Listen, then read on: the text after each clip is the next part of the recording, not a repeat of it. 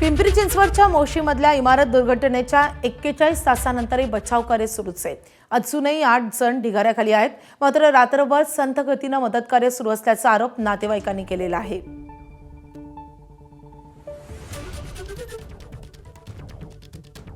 या घटनास्थळावरून आपले प्रतिनिधी नाझीम मुल्ला आपल्या सोबत आहेत। नाझीम, काही वेळापूर्वी या सगळ्या नातेवाईकांशी तुम्ही बातचीत केलेली होती। नातेवाईकांनी मोठे आरोप केलेले आहेत प्रशासनावर, या संपूर्ण यंत्रणेवर। हे बचाव कार्य अतिशय धीम्या गतीने सुरू असल्याचं त्यांचं म्हणणं आहे। नेमकी काय स्थिती आहे आणि प्रशासनाचं या सगळ्या आरोपावर काय म्हणणं आहे? माधवी, सुरुवातीला मी ती इमारत दाखवू इच्छितो, जी इमारत या मोशी कचरा डेपोतली ढासळलेली आहे।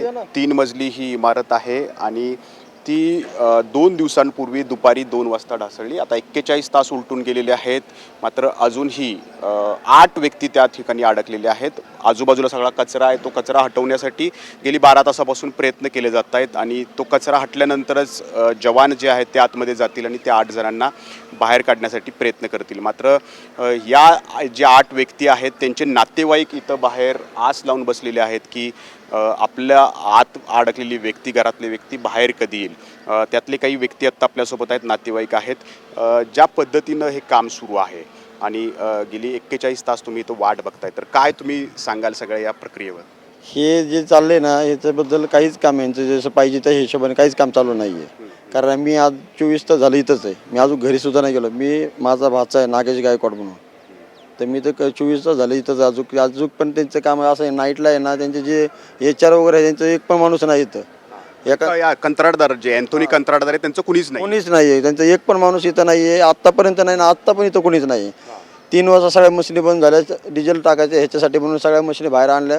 आत्ताच चालू केलं ना 6-6:30 वाजता, 2-2.5 तास बंद होते। हे नैसर्गिक आपत्ती म्हणतात महानगरपालिकेचे आयुक्त। नैसर्गिक अशी आपत्ती असते का? हे तुमचं दुर्मिळ काम आहे, त्या दुर्मिळ कामामुळे सगळ्या लोकांची हानी झाली का नाही? मग असे कर्मचारी काम करीत असताना त्यांनी हे असे दुष्कर्म करायचे कार्यक्रम, मंत्री काय म्हणतो नुसतं ह्याचं नैसर्गिक काम आहे का? त्याला इथं आणून पुरलं तर त्याला जमन का? नैसर्गिक म्हणता येईल का त्याला? हां, हे लोकांचे किती लोक गेले ह्याच्यातले? 20 लोक त्याच्यातले त्या मृत्यू पावले, तर ते म्हणतो नैसर्गिक आहे। बरोबर आहे का नाही? नैसर्गिक असं म्हणतात का नैसर्गिकाला? मग हे डेपू त्या बिल्डिंगवर टाकायची गरज होती का? त्याला त्या साईडला पलीकडे जागा करून टाकायला पाहिजे होती ना। हे असं काम करायला पाहिजे ना का? आता ही सगळी लोकांची हानी झाली ना। कचऱ्याच्या ढिगाऱ्या शेजारी अशी इमारत अशी बांधता येते का? कच्ची इमारत बांधता येते का अशी? ही किती कच्ची इमारत आहे, ते नुसत्या डेपून इतकं खाली पडली म्हणल्यावर बाकीचे लोक काय गेले का नाही त्याच्या खाली? आणि हे म्हणतो की का नैसर्गिक आपत्ती म्हणते। महापालिका हात झटकायचं काम करते। महापालिका तर सगळं मूर्ख महापालिकेचं काम आहे ना हे।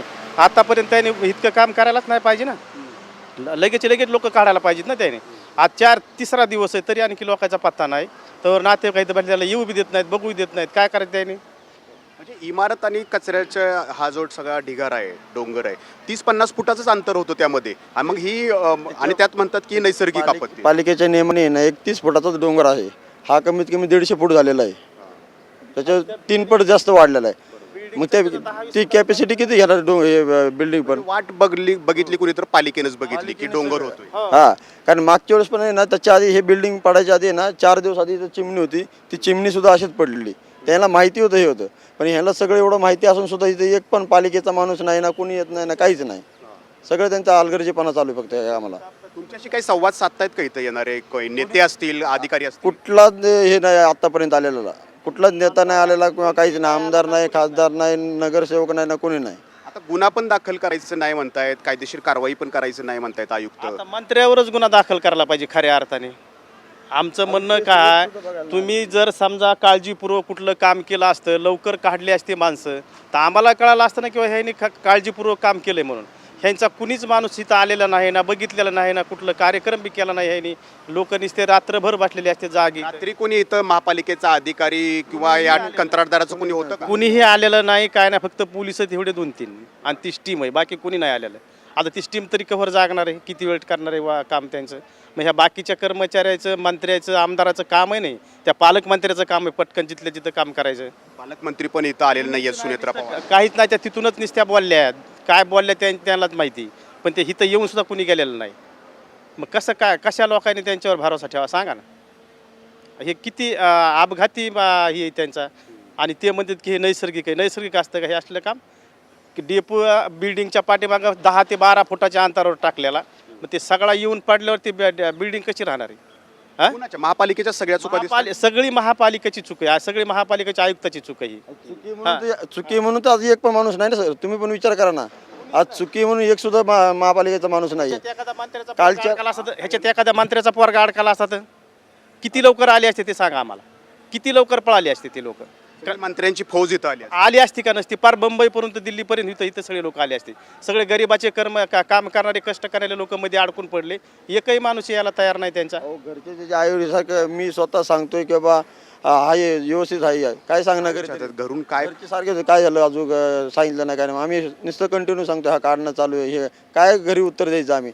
ते कालच्या रात्री 12:30 वाजता एक जण ज्यावेळेस निघाला व्यक्ती तो स्वतः म्हणला सगळे आहेत आतमध्ये, एवढं त्यांना लागले ते पर आवाज देतात, आई आई म्हणून आवाज देतात. पण ह्यांनी तेवढं सुद्धा हे केलं नाही आतापर्यंत काढायला, किंवा की त्यांनी नुसतं मागचंच जे जिथं मेन काढायचं आता हा फ्रंटचा हे इथून आलेले सगळे, तर त्यांनी मागं काम करणं त्यांचं चालू आहे. त्यांचं म्हणजे मेन महत्त्वाचं कचऱ्याचं, पहिलं कचरा त्यांनी हटवलं काम चालू केलं, पहिलं जे महत्त्वाचं आहे ते नाही केलं. तर हा भावनांचा उद्रेक आहे. जे 8 व्यक्ती अडकलेले आहेत, त्यांचे नातेवाईक इथं पोहोचलेले आहेत. कुणी संभाजीनगरवरून पोहोचलेलं आहे, कुणी बीडवरून पोहोचलेलं आहे, कुणी सोलापूरवरून पोहोचलेलं आहे. राज्यातल्या कानाकोपऱ्याच्या जिल्ह्यातून हे सगळे इथं आलेले आहेत आणि आस लावून बसलेत की आतली व्यक्ती कधी बाहेर येणार. कुणी मंत्री इथं येताना दिसत नाहीत. गिरीश महाजन येऊन गेलेले आहेत, परंतु पालकमंत्री कुठं आहेत? जर एखाद्या मंत्र्याच्या घरातलं जर यातला कुणी अडकलं असतात तर मग जी यंत्रणा तत्परतेनं धावली असती ती आज का धावत नाही? महानगरपालिकेच्या सगळ्या चुका आहेत. नैसर्गिक आपत्ती म्हणून महापालिकेचे आयुक्त विजय सूर्यवंशी हात वर करतायत, परंतु ही चूक महापालिकेचीच असताना हे सगळा जो ढिगारा इथं कचऱ्याचा ढिगारा जो उभा राहिलेला आहे तो मानवनिर्मितच आहे. महापालिकेचीच ती जबाबदारी आहे. मग असं असताना महापालिकेचे आयुक्त ही नैसर्गिक आपत्ती म्हणून हात कसे काय झटकू शकतात असे प्रश्न या ठिकाणी नातेवाईकांकडून उपस्थित केले जात आहेत. आरोप या ठिकाणी गंभीर आरोप केवळ महापालिकेवरती नाही तर राज्य सरकारवरती सुद्धा या ठिकाणी गंभीर आरोप या नातेवाईकांकडून केले जात आहेत. भावनांचा उद्रेक त्यांचा आहे, कारण त्यांच्या कुटुंबातला व्यक्ती या 3 मजली इमारतीमध्ये अडकलेला आहे. 41 तास उलटून गेलेले आहेत. प्रशासन काय करतंय, सरकार काय करतंय असे गंभीर प्रश्न हे नातेवाईक विचारतायत. या प्रश्नांची उत्तरं द्यायला इथं महापालिकेचा एकही अधिकारी नाही, कंत्राटदाराचा कुणीही नाही आणि म्हणूनच हे सगळे संताप व्यक्त करताना दिसत आहेत. माधवी. नासिम, या सगळ्या नातेवाईकांचा संताप हा खूप साहजिक आहे, कारण कुणाचा मुलगा आतमध्ये अडकलाय, कुणाचा पती अडकलाय, कुणाचा भाऊ अडकलाय. त्यामुळे 41 तासानंतर आपला माणूस खरंच त्या ढिगाऱ्याखाली जिवंत आहे का याची शाश्वती त्या लोकांना नाही आहे आणि त्यासोबतच ती तत्परताही त्यांना दिसत नाही आहे. नाझीम, या संदर्भातले सगळे महत्त्वाचे अपडेट जाणून घेत राहू. सध्या धन्यवाद या माहितीसाठी.